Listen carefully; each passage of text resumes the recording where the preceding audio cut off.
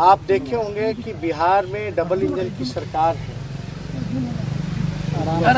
लोग कई एक बजट बिहार का देख लिया, भारत सरकार का देख लिया कि बिहार के लिए उन लोगों ने क्या किया। बिहार को पूरी तरीके से ठगने का काम किया गया। और अद्भुत है, जब बिहार को कुछ नहीं मिल रहा था तो बिहार से जो जीते हुए 39 सांसद है वो टेबल थपथपा रहे थे। बिहार को एक भी इंफ्रास्ट्रक्चर के लिए कुछ नहीं मिला, कोई विशेष पैकेज नहीं, स्पेशल स्टेटस तो दूर की बात है, लेकिन कोई चारों तरफ से दबे हुए एक काम ऐसा बिहार के लिए कोई योजना के तहत या कोई अलग बिहार को देखते हुए अगर कोई प्लानिंग अगर की गई होती तो शायद आप लोगों को, हम लोगों को खुशी होती। लेकिन बिहार को पूरी तरीके से इग्नोर किया गया। अब तो बिहार के मुख्यमंत्री से पूछते रहेंगे, केवल हाथ ही हिलाएंगे या बताएं कि बिहार को इस बजट से क्या मिला। बिहार में डबल इंजन की सरकार है तो क्या दिख रहा है अलग? क्या आपको विशेष तौर पे बिहार को मदद मिली, सहयोग मिली, चाहे इंफ्रास्ट्रक्चर के क्षेत्र में हो या किसी अन्य क्षेत्र में? पूरी तरीके से बिहार के साथ जो है सौतेला व्यवहार किया गया। और केंद्र सरकार लगातार जो है ये कहती रही है कि 2022 तक जो है किसानों का आय दुगुना करेंगे, लेकिन 2020 में ही भिखारी बनाने की तैयारी केंद्र सरकार ने कृषि बिल के माध्यम से कर दिया है। बिहार की क्या दयनीय स्थिति है ये आप सब लोगों को पता है। धान के खरीद को लेकर के या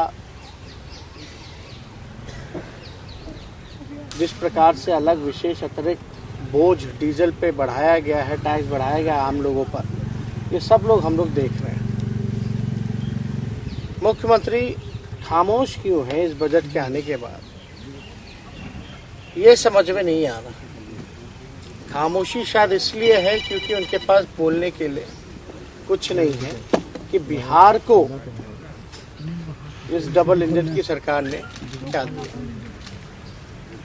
ना कोई कारखाना, ना कोई उद्योग, ना रोजगार की चर्चा, ना इंफ्रास्ट्रक्चर की बातें, कोई ना एग्रीकल्चर में कोई एक ऐसा सेक्टर नहीं जहां बिहार को कुछ मिला। आप लोग याद कीजिए वो दौर जब लालू जी रेल मंत्री हुआ करते, इसमें तो रेलवे गायब ही हो गया। रेलवे को इसलिए गायब किया गया क्योंकि ये लोग लालू जी की तुलना नहीं कर सकते। जिस प्रकार से आदरणीय लालू जी ने रेलवे को चलाने का काम किया, हर एक साल 90,000 करोड़ का मुनाफा लालू जी ने दिया था। और ऐसे में दिया था जब हर साल जो है किराया कम किया जाता था। यही बिहार को लालू जी ने 3-4 कारखाने रेलवे ने उस समय बिहार को देने का काम किया। आज कहाँ है? क्या मिल रहा है बिहार को? और वो तब था जब यहाँ बीजेपी और एनडीए की सरकार थी। बिना पक्षपात किए हुए विशेष पैकेज 1,25,000 करोड़ का भी यूपीए के समय में बिहार को लालू जी ने दिलवाने का काम किया। आज तो हम लोग सब लोग पूछ रहे हैं कि क्या मिल रहा है बिहार को। 39 सांसद जीत करके गए हैं, केवल ताली पीटने गए हैं या बिहार के लिए आवाज उठाने गए हैं? आज दुर्भाग्य है जो लोग भी जीत करके थाली पिट टेबल पटपटकाने का काम कर रहे हैं, लेकिन पूरी तरीके से देश की जनता निराश है, आम नागरिक निराश है, परेशान है और पूरी तरीके से उन पे जो है अतिरिक्त बोझ डालने की तैयारी केंद्र सरकार ने की है। तो जैसे कई राज्यों में सड़कें बनाने की बात कही गई है, कोलकाता, आसाम, क्या लगता है कि चुनाव को देखते हुए ये एक ढंग से घोषणा की गई है? अब देखिए, इसमें समझदार को समझाने का कोई मतलब नहीं है। सब लोग, आप लोग समझदार हैं और सब लोग समझते हैं। चुनाव हाँ समझ रहे हैं। जहाँ जहाँ चुनाव है उसका बार बार चीख चीख के नाम लिया गया। ये स्वाभाविक है ना। कोरोना का पहला वैक्सीन बिहार में भी वैक्सीन सबको मिल रहा था फ्री में। 19 लाख रोजगार जो है सभी लोगों को बिहार में मिल रहा था। अब तो इसकी चर्चा नहीं कीजिए, क्योंकि उनके अनुसार तो वो चुनाव में जुमला होता है। तो जहाँ जहाँ चुनाव है वहाँ केवल घोषणाएं की गई, काम नहीं करना है। अपना काम बनता बाहर में जाए जनता, यही बीजेपी और एनडीए सरकार का काम है।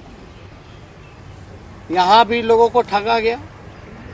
क्या क्या नहीं कहा गया था कि क्या नहीं करेंगे, डबल इंजन की सरकार है, बिहार को विशेष राज्य का दर्जा, लेकिन पटना यूनिवर्सिटी को भी सेंट्रल यूनिवर्सिटी का दर्जा नहीं देता। तो आप अंदाजा लगा सकते हैं, एक नई यूनिवर्सिटी का भी निर्माण बिहार में इस बजट में नहीं है। ना कोई अच्छे अस्पताल, ना कॉलेजेस, ना कोई अलग इंफ्रास्ट्रक्चर की सुविधाएं, कुछ भी अलग बिहार में नहीं। बिहार के लेके अब तो देश को ही बेचने की तैयारी है। हम लोग तो ये बार बार से कह रहे हैं, बजट ही नहीं बल्कि सेल था। ये देश के निर्माण के लिए नहीं बल्कि देश को बेचने का बजट और सेल था।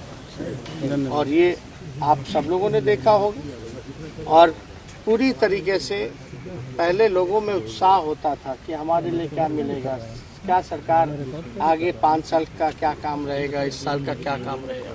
लेकिन पूरी तरीके से निराशाजनक।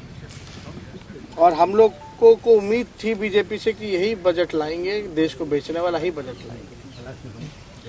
आज संविधान खतरे में है, देश खतरे में है। पूरी तरीके से सरकारी इंस्टीट्यूशन हो या किसान हो, सभी लोग, छात्र, युवा, बेरोजगार, सब लोग जो है निराश है, मायूस है इस मौजूदा सरकार के बजट से और सेल से। Thank you.